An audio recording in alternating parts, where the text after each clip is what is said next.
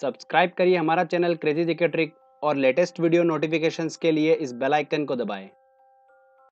Hello friends, welcome to crazy Jigar trick. दोस्तों, आज के इस वीडियो में हम बात कर रहे हैं बायोलॉजी का एक काफ़ी इंपॉर्टेंट लेक्चर है ह्यूमन डिसीज, मानव रोग। साइंस का देखिए ये ऐसा टॉपिक है जिससे आपको एग्जाम में क्वेश्चंस देखने को मिलेंगे। बहुत ही इंपॉर्टेंट टॉपिक है, तो आप इस लेक्चर को अच्छे से देखिएगा। दोस्तों, ये वाला टॉपिक हम कंप्लीट करेंगे 2 पार्ट में, क्योंकि हम इस टॉपिक के 100 प्लस इंपॉर्टेंट क्वेश्चंस डिस्कस करेंगे जो कि डिफरेंट डिफरेंट एग्जाम में पूछे गए हैं। वो सारे इंपॉर्टेंट क्वेश्चंस मैंने इस सीरीज में इंक्लूड करे हैं। तो 2 इसके वीडियो अपलोड होंगे। दोस्तों, ये इसका फर्स्ट वीडियो है जिसमें हमने 50 प्लस क्वेश्चंस इंक्लूड करे हैं। तो चलिए दोस्तों, हम वीडियो को स्टार्ट करते हैं। मैं आपको सबसे पहले बेसिक कुछ नॉलेज दूंगा, उसके बाद में हम क्वेश्चन लगाना स्टार्ट करेंगे। सबसे पहले दोस्तों, मैं आपको कैटेगरी वाइज डिसीज बताऊंगा जो कि हमको पता होना चाहिए। जैसे कि बैक्टीरिया, जीवाणु की वजह से होने वाले रोग कौन कौन से हैं। वो है हैजा, टीबी, कुकर खांसी, प्लेग, डिप्थीरिया, टाइफाइड और टिटनेस। देखिए, ये ऐसे रोग हैं जो बैक्टीरिया से होते हैं। इनको रटने की ज़रूरत नहीं है। ये सब चीज़ें आपको, इन सब का नॉलेज होना बहुत ज़रूरी है। तो रटने से कुछ नहीं होगा। आप इन सब के बारे में डिटेल से अच्छे से बताऊँगा मैं। जब हम क्वेश्चन सॉल्व करेंगे तो एक-एक चीज़ें हमारे सामने आएगी। हम सबको अच्छे से समझते हुए आगे बढ़ेंगे। ओके? इनसे क्वेश्चंस किस तरीके के बनेंगे वो भी मैं आपको क्वेश्चन सॉल्व करते टाइम बताऊँगा। ऐसा नहीं है कि सिर्फ़ खाली सिंपल से ऐसे क्वेश्चंस बनते हैं एग्ज़ाम में कि कुकर खाँसी जो होती है वो किसकी वजह से होती है? जीवाणु, विषाणु, प्रोटोज़ोआ या फिर फफूंद की वजह से होती है। ऐसे क्वेश्चन जो होते हैं ना, इनका बहुत कम चांसेस होता है एग्ज़ाम में आने का। आजकल थोड़ा-सा लेवल बढ़ चुका है, तो हम उसके हिसाब से तैयारी कर रहे हैं। ठीक है? तो जीवाणु से होने वाले रोग मैंने आपको बताए हैं। एक बार अच्छे से क्या करिएगा, जो मैं आपको बता रहा हूँ उनकी कॉपी में अच्छे से एक बार लिख कर प्रैक्टिस कर लीजिएगा। 2 से 3 बार अगर आप कैटेगरी वाइज़ लिख लेंगे ना सारा, तो आपके दिमाग में ऑटोमेटिकली सेट हो जाएगा। और भी कुछ तरीके से मैं आपको बताऊँगा जिससे आप याद रख सकते हैं। देखिए, अगला आता है हमारा विषाणु। वायरस से होने वाले रोग कौन-कौन से हैं? तो जो बता रहा हूँ बस, इसके अलावा भी बहुत सारे हैं, पर जो मैं आपको बता रहा हूँ एटलीस्ट आप वो तो ज़रूर ध्यान रखिएगा। एड्स विषाणु की वजह से होता है, वायरस की वजह से होता है, एचआईवी वायरस की वजह से होता है। चेचक, चिकन पॉक्स जो होता है वो भी वायरस की वजह से होता है। पीलिया, हेपेटाइटिस, पोलियो और डेंगू, ये सब भी वायरस की वजह से होते हैं। अब देखिए, पीलिया और पोलियो, ये भी दोनों बहुत इंपॉर्टेंट है। इसमें आप ध्यान रखिएगा, दोनों को लेकर कंफ्यूज मत होइएगा क्योंकि दोनों एक ही कैटेगरी में है कि वायरस से ही होते हैं। क्लियर? आगे हम बात करते हैं प्रोटोजोआ की, जिसमें आपको 3 याद रखना है। बहुत ही सिंपल है तीनों। मलेरिया प्रोटोजोआ की वजह से होता है, सोने की बीमारी प्रोटोजोआ, पायरिया दांतों से खून आना पायरिया, वो बीमारी भी प्रोटोजोआ की वजह से होती है। ठीक है? अगली बात करते हैं हम फफूंद की। देखिए, फफूंद से होने वाली बीमारी कौन-कौन सी है? दमा, खाज, गंजापन, दाद और एथलीट फुट। एथलीट फुट भी स्किन से रिलेटेड रोग हैं। अब ध्यान रखिएगा, देखिए ये कैटेगरी पूरी अलग है। दमा, खाज, गंजापन, दाद, एथलीट फुट, ये अलग ही दिख रहा है। तो ये तो हम बिल्कुल ईज़िली याद रख सकते हैं, कोई डिफ़िकल्टी नहीं होगी आपको। मलेरिया, सोने की बीमारी और पायरिया, ये तीनों जो होती है प्रोटोज़ोआ से होती हैं। कन्फ्यूज़न आपको होगा बैक्टीरिया और वायरस का, तो देखिए इसमें आप एक बार लिख के प्रैक्टिस कर लीजिएगा विषाणु को लेकर। एड्स, चेचक, पीलिया, पोलियो, डेंगू, हेपेटाइटिस, आपको ये चीज़ें दिमाग में रखना है। ठीक है? सिंपल सा। तो ये कैटेगरी मैंने आपको बताई है, इसलिए बताई है कि जब हम क्वेश्चन सॉल्व करेंगे ना, तो एक बार आपको बस ये दिमाग में आपके आना ज़रूरी था। अब आप क्वेश्चन सॉल्व करेंगे तो आप ईज़िली बना पाएँगे क्वेश्चन। और आपको हर बीमारी से रिलेटेड मैं क्वेश्चंस के साथ ही इम्पोर्टेंट नॉलेज देता चलूँगा। तो चलिए हम क्वेश्चन स्टार्ट करते हैं। देखिए, पहला क्वेश्चन है, शरीर के जोड़ों में गठिया रोग निम्न में से किसके जमाव से होता है? देखिए, जोड़ों में जब दर्द उत्पन्न हो जाता है उसी को क्या बोलते हैं? गठिया रोग बोलते हैं। और ये किसके जमाव की वजह से होता है? तो जब हमारी बॉडी में, किडनी में जब मूत्र अधिक और कम बनने लगता है, तो इसकी वजह से क्या होता है, जो यूरिक अम्ल के क्रिस्टल होते हैं, वो जोड़ों पर जमना स्टार्ट हो जाते हैं, जिसकी वजह से वहाँ पे दर्द उत्पन्न हो जाता है। इसे ही क्या बोलते हैं? गठिया रोग बोलते हैं। तो किसके जमाव की वजह से? यूरिक अम्ल के क्रिस्टल जम जाते हैं। तो आंसर क्या होगा इसका? बी आंसर इसका सही होगा। मलेरिया से प्रभावित होने वाला अंग है। तो मैं आपको बता चुका हूँ, देखिए स्टार्टिंग में मलेरिया, सोने की बीमारी और पायरिया, ये तीनों जो होती हैं ये प्रोटोजोआ के कारण होती हैं। ठीक है? तो मलेरिया जो होती है वो कौन से प्रोटोजोआ की वजह से होती है? ये भी एग्जाम में काफ़ी पूछा जाता है। तो कौन से प्रोटोजोआ की वजह से होती है? देखिए, प्लाज्मोडियम। प्लाज्मोडियम नामक प्रोटोजोआ की वजह से मलेरिया नामक बीमारी होती है। और इसका देखिए हमारे शरीर में जो वाहक है वो कौन है? एक मादा मच्छर है, जिसका नाम भी आपको दिमाग में रखना है, एनाफ्लीज। एनाफ्लीज मादा मच्छर जो होती है वो इसको शरीर में पहुंचा देती है, जिससे मलेरिया नामक बीमारी हो जाती है। और इसमें जो हमारे शरीर का अंग प्रभावित होता है वो कौन सा होता है? प्लीहा। तो इसका आंसर क्या होगा? डी होगा। प्लीहा का देखिए साइज जो होता है वो बढ़ जाता है। ठीक है? तो दिमाग में रखिएगा इस चीज को। आगे देखिए क्वेश्चन, निम्न में से कौन सा प्लाज्मोडियम परजीवी, परजीवी मतलब प्रोटोजोआ, का वाहक है? कौन है? अभी बताया मैंने आपको, एनाफिलीज मच्छर शरीर में पहुंचा देती हैं। तो इसका आंसर क्या होगा? ए आंसर इसका सही होगा। मच्छर के द्वारा प्लाज्मोडियम परजीवी हमारे शरीर में पहुंच जाता है। ठीक है फ्रेंड्स, चलिए अगला क्वेश्चन लेते हैं। निम्न में से कौन सा रोग कीट के काटने से होता है? स्कर्वी, डेंगू, निमोनिया, दमा। कौन सा होता है? देखिए डेंगू जो होता है वो मच्छर के काटने से होता है, तो आंसर क्या होगा इसका? बी आंसर सही होगा। डेंगू जो होता है वो वायरस के संक्रमण, विषाणु के संक्रमण से होता है। इसमें देखिए कौन फैलाता है ये? एडिस एजिप्टाई नामक मच्छर इसको फैलाता है। अभी हमने मलेरिया की बात करी थी तो उसमें एनाफ्लीज मादा मच्छर फैलाती हैं, जबकि अगर डेंगू की बात करें, एडिस एजिप्टाई मच्छर जो होता है वो इसको फैलाता है। हड्डी जोड़ों में इसमें भयंकर दर्द होता है, डेंगू में तेज बुखार आता है। रक्त में प्लेटलेट्स होते हैं, उसमें क्या होती हैं? कमी कर देता है डेंगू। इसकी वजह से हड्डी जोड़ों में भयंकर दर्द और बुखार उत्पन्न हो जाता है। तो ये सारी इन्फॉर्मेशन दी है, इतना सब हमको पता होना चाहिए। देखिए अगला, डेंगू एक बुखार है जो उत्पन्न होता है तथा दूसरे मनुष्यों में पहुंचता है वायरस और मादा एडिस मच्छर द्वारा। बिल्कुल ए आंसर इसका सही होगा। डेंगू बुखार में मानव शरीर में निम्नलिखित में से किसकी कमी हो जाती है? तो रक्त में प्लेटलेट्स की कमी हो जाती है, मैंने आपको बताया, तो आंसर क्या होगा इसका? ए आंसर इसका सही होगा। चलिए अगला क्वेश्चन लेते हैं। निम्नलिखित में से कौन सा रोग प्रोटोजुआ द्वारा होता है? तो प्रोटोजुआ द्वारा देखिए कौन सा होता है? मलेरिया होता है, बता चुका हूं मैं आपको। एंथोफोबिया निम्न का डर है। देखिए फोबिया क्या होता है? फोबिया होता है किसी घटना या वस्तु से डर उत्पन्न होना, यही क्या कहलाता है? फोबिया कहलाता है। तो जब फूल या फूल के किसी भाग से डर उत्पन्न होता है तो उसको ही क्या बोलते हैं? एंथोफोबिया बोलते हैं। ठीक है, तो यहाँ पर आंसर क्या होगा इसका? सी आंसर इसका सही होगा। तो फूलों से या फूल के किसी भाग से डर लगना एंथोफोबिया कहलाता है।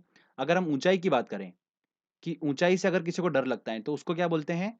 उसको बोलते हैं एक्रोफोबिया। क्या बोलते हैं उसको? एक्रोफोबिया बोलते हैं। ठीक है, इस चीज को भी दिमाग में रखिएगा। देखिए अगला, हाइड्रोफोबिया किसके द्वारा होता है? तो हाइड्रोफोबिया देखिए ये पुराना नाम है किसका? रेबीज बीमारी का। रेबीज बीमारी को ही क्या बोलते हैं? हाइड्रोफोबिया बोलते हैं। और रेबीज आपको पता होगा कि जानवरों के काटने से होता है, कुत्ते के काटने से, चूहे के काटने से रेबीज नामक बीमारी होती है। और इसी का पुराना नाम हाइड्रोफोबिया है, और ये विषाणु के संक्रमण से होता है, वायरस के संक्रमण से होता है। तो वही वो पूछ रहा है किसके द्वारा होता है, तो विषाणु के द्वारा होता है। आंसर सी बिल्कुल सही होगा। तो इस चीज का ध्यान रखिएगा, हाइड्रोफोबिया रेबीज एक ही चीज है। ठीक है, इसका पुराना नाम है बस हाइड्रोफोबिया। चलिए अगला क्वेश्चन लेते हैं। निम्नलिखित में से कौन सा रोग कवक जनित रोग है? मतलब फफूंद के कारण वो रोग होता है, तो कौन सा होता है? गंजापन। आंसर क्या होगा इसका? डी आंसर सही होगा। अगला देखिए, सिलिकोसिस एक है। सिलिकोसिस जो है एक फेफड़े संबंधी रोग है।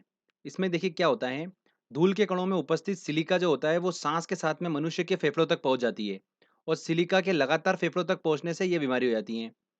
तो फेफड़ों संबंधी रोग है सिलिकोसिस। किस तत्व की कमी से घेंगा रोग होता है? तो आयोडीन की कमी से गले में घेंगा नामक रोग हो जाता है, तो आयोडीन की कमी से होता है, तो सी आंसर इसका सही होगा। चलिए अगला क्वेश्चन लेते हैं। उन देशों में जहां लोगों का मुख्य खाद्यान्न पॉलिश किया हुआ चावल है, लोग पीड़ित हैं। किस बीमारी से पीड़ित हैं? तो जब पॉलिश किया हुआ चावल होता है उसके अंदर क्या होता है? थाइमिन की मात्रा बहुत ही कम होती है। और थाइमिन की मात्रा कम है मतलब विटामिन बी 1 की कमी। और मैंने आपको बताया था विटामिन वाले लेक्चर में, विटामिन बी 1 की कमी से कौन सा रोग होता है? बेरी बेरी रोग होता है। तो आंसर क्या होगा यहाँ पर? बी आंसर सही होगा।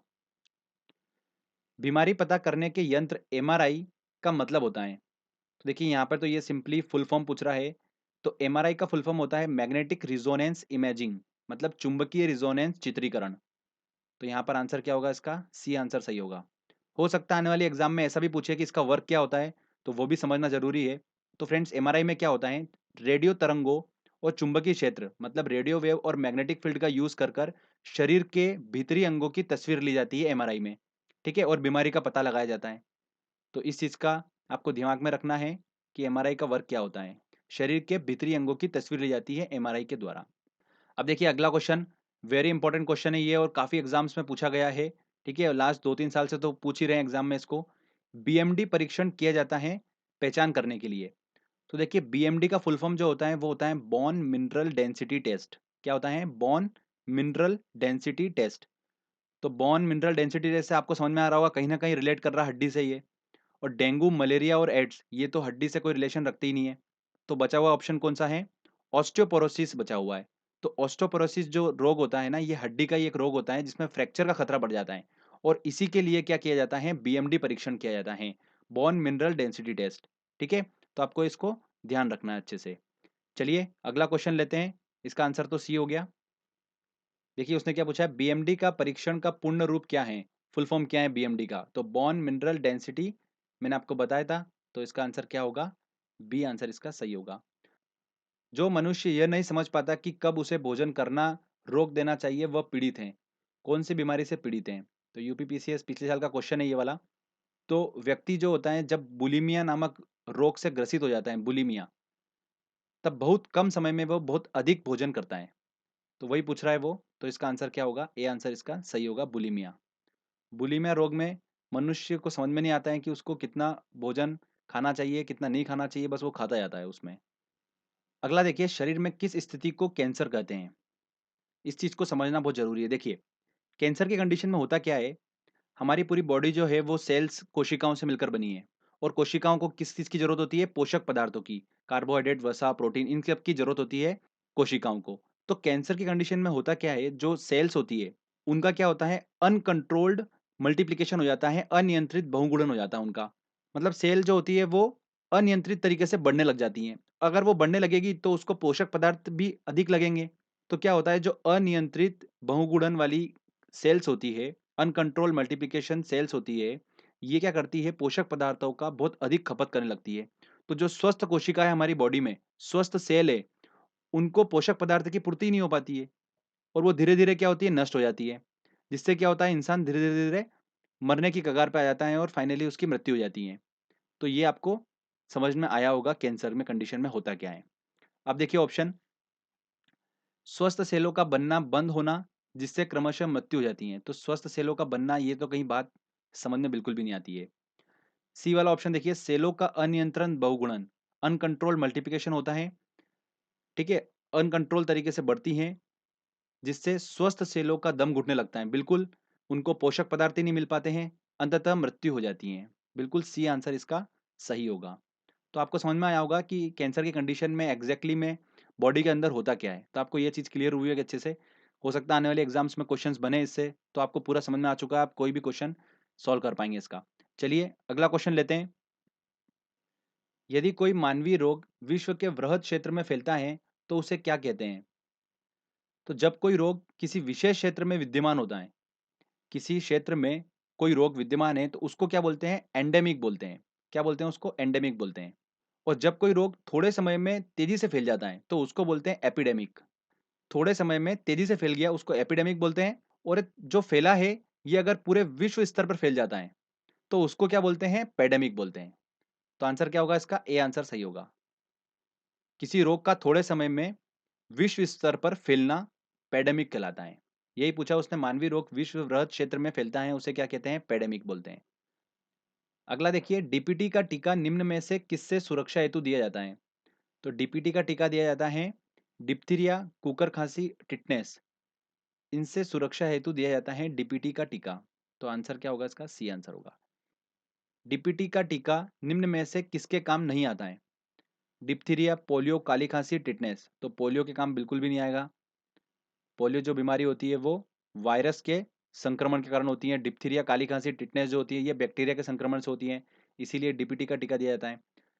अगला क्वेश्चन लेते हैं, इनमें से कौन से रोग का कारण जीवाणु नहीं है, एड्स, डिप्थीरिया, हैजा, काली खांसी। देखिए डिप्थीरिया, हैजा, काली खांसी जो होता है वो जीवाणु बैक्टीरिया की वजह से होते हैं। एड्स जो होता है वो एचआईवी वायरस की वजह से होता है। तो देखिए क्या पूछ रहा है वो, कि रोग का कारण जीवाणु नहीं है, तो ऑब्वियस सी बात है ए आंसर होगा इसका। अगला देखिए, ब्लू बेबी नामक प्रदूषणकारी बीमारी पीने वाले जल में निम्न में से किसके अधिक विद्यमान होने के कारण होती हैं। इसमें क्या होता है, इससे बच्चे तब प्रभावित होते हैं जब जल में नाइट्रेट की मात्रा अधिक होती है, और ये नाइट्रेट जब बॉडी में पहुंचता है तो शरीर में जाने के बाद में हमारे रक्त में उपस्थित हीमोग्लोबिन के साथ क्रिया करता है ये नाइट्रेट, और क्या बना देता है, मिथेमोग्लोबिन बना देता है। अब बॉडी में मिथेमोग्लोबिन अगर बढ़ जाएगा तो क्या होता है, जो कोशिकाएं होती हैं, कोशिका, हमारा पूरा शरीर कोशिकाओं से मिलकर बना है, उनको ऑक्सीजन प्रॉपर नहीं पहुंच पाती है। अगर मिथेमोग्लोबिन की मात्रा ज़्यादा बढ़ जाती है उसकी वजह से कोशिकाओं को ऑक्सीजन नहीं पहुंच पाती है, जिससे शरीर पूरा नीला पड़ जाता है, होठ नीले पड़ जाते हैं। तो यही होता है ब्लू बेबी नामक बीमारी। ठीक है, तो इसका आंसर क्या होगा? जल में नाइट्रेट की मात्रा अधिक। सी आंसर इसका सही होगा। रक्त में निम्न की अधिकता से ब्लू बेबी सिंड्रोम नामक बीमारी होती है। तो रक्त में देखिए मीथेमोग्लोबिन की मात्रा बढ़ जाती है। आंसर क्या होगा इसका? सी होगा। अब कभी भी ब्लू बेबी नामक बीमारी से क्वेश्चन आएगा, आप इजीली क्वेश्चन सॉल्व कर पाएंगे। ठीक है, मैंने पूरी डिटेल आपको दे दी है। चलिए अगला क्वेश्चन लेते हैं। चिकित्सकीय भाषा में गोल्डन आवर का संबंध है, किससे संबंध है? देखिए जब हार्ट अटैक आता है उसके बाद का जो 1 घंटा होता है उसी को क्या बोलते हैं? गोल्डन आवर बोलते हैं। तो ये हृदयघात से संबंधित है।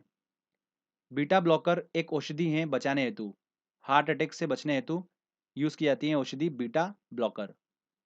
हृदय की धड़कन नियंत्रित करने के लिए निम्न में से कौन सा खनिज आवश्यक है? सोडियम, गंधक, पोटेशियम, लोहा। कौन सा?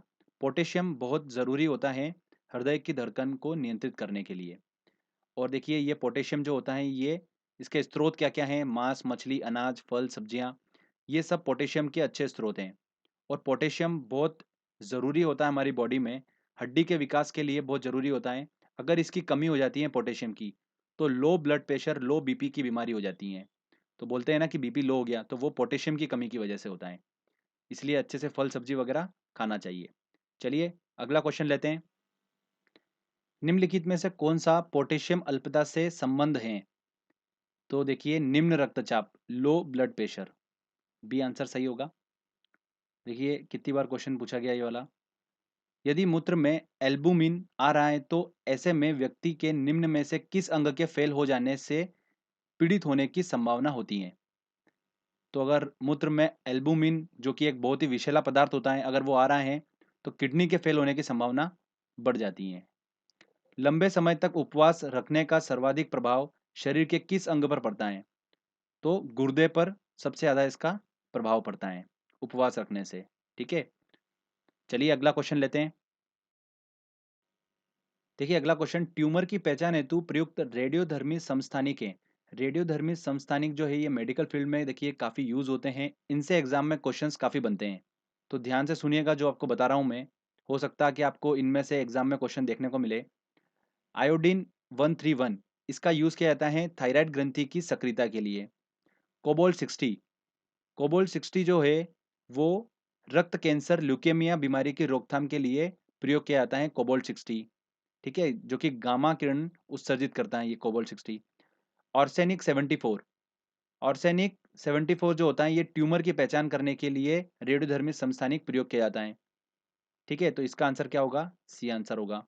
सोडियम 24 ये रक्त व्यतिक्रम में यूज किया जाता है सोडियम 24। तो जितने मैंने आपको बताए हैं ये आपको दिमाग में रखना है चारों।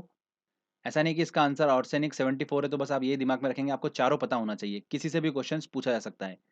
रक्त कैंसर, ल्यूकेमिया बीमारी की रोकथाम के लिए प्रयोग किया जाने वाला रेडियोधर्मी समस्थानिक है, कौन सा है? कोबोल 60। कोबोल 60 जो है वो आमतौर पर विकिरण चिकित्सा में प्रयुक्त होता है क्योंकि ये उत्सर्जित करता है, क्या उत्सर्जित करता है? गामा किरण। आंसर क्या होगा इसका? सी होगा। एक चीज और ध्यान रखिएगा, रक्त कैंसर बीमारी की रोकथाम के लिए कोबोल 60 यूज किया जाता है। एक और रेडियोधर्मी समस्थानिक यूज किया जाता है फास्फोरस 32। ये भी आपको दिमाग में रखना है, फास्फोरस 32 भी यूज किया जाता है। और रक्त कैंसर की कंडीशन में जो हमारी बॉडी में रक्त है उसमें श्वेत रक्त कोशिकाएं जो होती है उसकी संख्या बढ़ जाती हैं रक्त कैंसर में। ठीक है, चलिए अगला क्वेश्चन लेते हैं। ल्यूकेमिया एक प्रकार का कैंसर है जिसमें असाधारण बढ़ोतरी होती है। किसकी बढ़ोतरी होती है? श्वेत रक्त कोशिकाओं की संख्या बढ़ जाती है, अभी मैंने आपको बताया। देखिए अगला क्वेश्चन, हीमोफीलिया एक आनुवंशिक विकार है जो उत्पन्न करता है। तो हीमोफीलिया देखिए क्या होता है, जब रक्त में प्रोटीन की कमी हो जाती है तो रक्त का थक्का नहीं जम पाता है, रक्त का स्कंदन नहीं हो पाता है। मतलब अगर कहीं चोट लगी तो रक्त जो होता है वो बहता ही जाएगा। तो ये क्या उत्पन्न करता है हीमोफीलिया? रक्त का स्कंदन न होना। डी आंसर इसका सही होगा।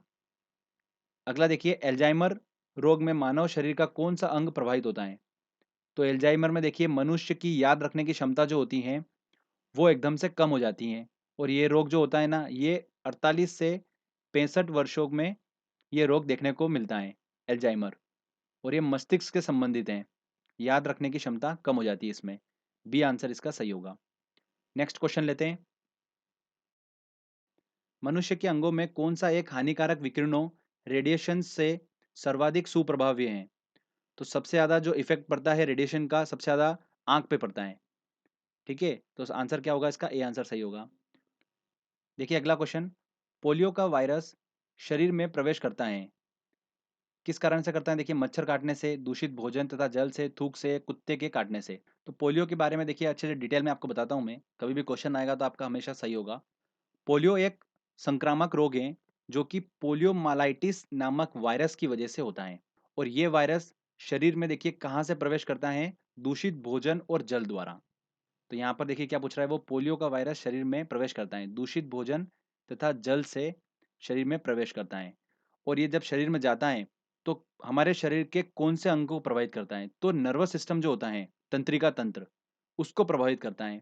ये वायरस जो होता है मस्तिष्क में जाता है, और वहाँ पर जो स्पिनल कॉर्ड होती है, मेरुरज्जु, वहाँ पर जाकर नर्वस टिश्यू को खत्म कर देता है, जिससे क्या होता है? पैरालिसिस हो जाता है। तो ध्यान रखिएगा, पोलियो का वायरस शरीर में प्रवेश करता है दूषित भोजन और जल से। अगला देखिए, पोलियो का कारण है जीवाणु, विषाणु, कीट या कवक। तो पोलियो जो होता है वो विषाणु की वजह से होता है, पोलियोमाइलाइटिस। बी आंसर इसका सही होगा। चलिए अगला क्वेश्चन लेते हैं। पोलियो के टीके की खोज किसने की? ये इंपॉर्टेंट क्वेश्चन है, आपको पता होना चाहिए। जॉन्स सॉल्क ने पोलियो के टीके की खोज की थी। निम्न में से किस बीमारी के लिए ट्राइवेलेंट के स्थान पर बाइवेलेंट ओआरवी देने का निर्णय भारत सरकार ने लिया है? तो देखिए अभी की बात है ये, और 2016 आरएसआरटीएस में क्वेश्चन पूछा गया है ये वाला, और ये संबंधित है पोलियो से। ठीक है, ट्राइवेलेंट ओरल पोलियो वैक्सीन जो है वो 3 टाइप के पोलियो वायरस से लड़ता है। Trivalent type 1, type 2, type 3। और दोस्तों बाइवेलेंट ओरल पोलियो वैक्सीन जो है वो 2 टाइप के पोलियो वायरस से लड़ता है, एक टाइप 1 और टाइप 3। तो ट्राइवेलेंट के स्थान पर बाइवेलेंट का यूज़ करने का निर्णय दिया है भारत सरकार ने, इसलिए क्योंकि 1999 के बाद से पूरे विश्व में टाइप 2 वाला जो वायरस है, वो वायरस कहीं पर भी देखने को नहीं मिला है। उसकी वजह से क्या हुआ, ट्राइवेलेंट के स्थान पर यह निर्णय लिया गया कि बाइवेलेंट ओरल पोलियो वैक्सीन दिया जाएगा। तो ये संबंधित है पोलियो से। एथलीट फुट बीमारी होती हैं, किससे होती हैं? जीवाणुओं से, फफूंद से। बिल्कुल फफूंद से होती हैं एथलीट फुट बीमारी। त्वचा के मुलायम हिस्से को प्रभावित करती है, ध्यान रखिएगा ये क्वेश्चन भी इंपॉर्टेंट है। नेक्स्ट क्वेश्चन लेते हैं। ब्रेन की बीमारी को पहचाना जाता है। अब देखिए दो टर्म है जो आपको बहुत कंफ्यूज करेगी, एक है ईसीजी और एक है ईईजी। ठीक है, दोनों के बारे में समझिएगा। ईसीजी का मतलब होता है इलेक्ट्रोकार्डियोग्राफ, जो कि किस लिए यूज किया जाता है? हार्ट की बीमारी को पहचानने में। और ईईजी जो है ये यूज किया जाता है, इसका मतलब होता है इलेक्ट्रो एनसीफिलोग्राफ। ठीक है, इलेक्ट्रो एनसीफिलोग्राफ ये यूज किया जाता है मस्तिष्क की बीमारी को जानने में। तो देखिए यहाँ पर क्या पूछ रहा है, ये ब्रेन की बीमारी को पहचाना जाता है ईईजी द्वारा। ठीक है, तो आंसर क्या होगा इसका? ए आंसर सही होगा। अगला देखिए, पैथोजिन जो सामान्य जुकाम के लिए उत्तरदायी हैं वो हैं, क्या है? देखिए रीनो वायरस है, जो आमतौर पर देखिए हमको जुकाम हो जाता है, हल्का सा बुखार टाइप लगता है, आंखों से पानी आना, छींक आना, वो किस वायरस की वजह से होता है? तो वो रीनो वायरस की वजह से होता है।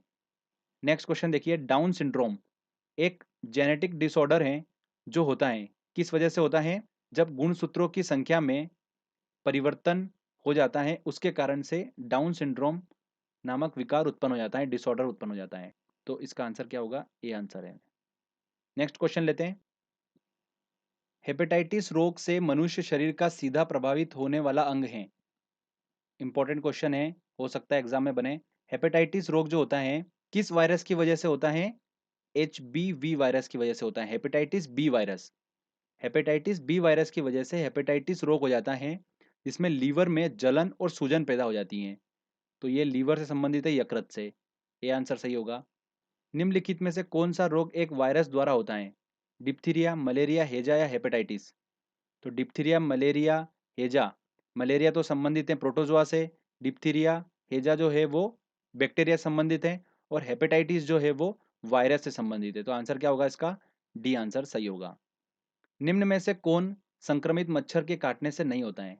देखिए पित्त ज्वर, मलेरिया, डेंगू ये सब मच्छर के काटने से होता है, प्लेग जो होता है वो मच्छर के काटने से नहीं होता है। इसका आंसर ए सही होगा। प्लेग के बारे में देखिए ध्यान से सुनिएगा। ये प्लेग नामक जो बीमारी होती है, ये सबसे पहली बात तो बैक्टीरिया के कारण उत्पन्न होती है। अब कौन सा बैक्टीरिया रिस्पॉन्सिबल होता है इसके लिए? तो पेस्टुरेला पेस्टिस नामक बैक्टीरिया जो होता है वो रिस्पॉन्सिबल होता है प्लेग नामक बीमारी के लिए। इसमें क्या होता है, तेजी से बुखार आता है और इस रोग से शरीर के फेफड़े जो होते हैं वो प्रभावित हो जाते हैं। अब बात आती है कि ये प्लेग नामक जो बीमारी होती है ये आती कहाँ से है? तो सबसे पहले ये जो बीमारी होती है, ये बीमारी होती है चूहों को। चूहों के शरीर पर क्या होते हैं, छोटे-छोटे पिस्सू होते हैं। ये पिस्सू क्या करते हैं, चूहों का रक्त जो खून चूसते रहते हैं, जिससे क्या होता है कि ये जीवाणु जो होता है, कौन-सा वाला? पेस्टुरेला पेस्टिस, उन पिस्सुओं के शरीर में आ जाता है और जब ये पिस्सू काटते हैं किसी शरीर को, तो ये जीवाणु उस शरीर में चला जाता है, जिससे क्या होता है, प्लेग नामक रोग हो जाता है। तो ये संक्रमित मच्छर के काटने से नहीं होता है। तो इतना आपको पता होना चाहिए इसके बारे में। एक बार सुन लिया ना, बस आपको आइडिया लग गया होगा अब तो। चलिए अगला क्वेश्चन लेते हैं। निम्नलिखित में से कौन सी जोड़ी गलत है? देखिए, प्लेग चूहा बिल्कुल सही है, रेबीज कुत्ता ये भी सही है, टैपवर्म सूअर, टैपवर्म जो बीमारी होती है ये सूअर का अधपका मांस खाने की वजह से होती है। पोलियो बंदर ये गलत है। पोलियो जो है एक संक्रामक रोग है जो कि पोलियोमाइलाइटिस विषाणु कारण होता है, मैं आपको बता चुका हूँ। दूषित भोजन और जल द्वारा ये रोग होता है जो कि नर्वस सिस्टम को प्रभावित करता है।